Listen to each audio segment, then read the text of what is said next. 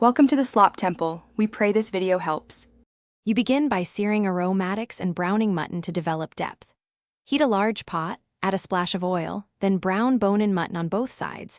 This creates caramelized flavor compounds. Once done, add roughly chopped onions, carrots, and celery and cook briefly to soften. Next, pour 2 liters of cold water to scrape brown bits and add bay leaves, 5 teaspoons salt, and a few cracks of pepper. Bring to a gentle simmer to extract collagen and flavor. Once the pot is simmering, reduce heat to maintain gentle bubbles. Simmering low extracts gelatin without clouding broth. Skim foam and impurities with a ladle every 10-15 minutes so the stock stays clear. Midway, add garlic and cumin for aromatic layers, and check salt, adjust gradually. When meat yields easily from the bone after about 5 to 2 hours, fish out bones and shred meat.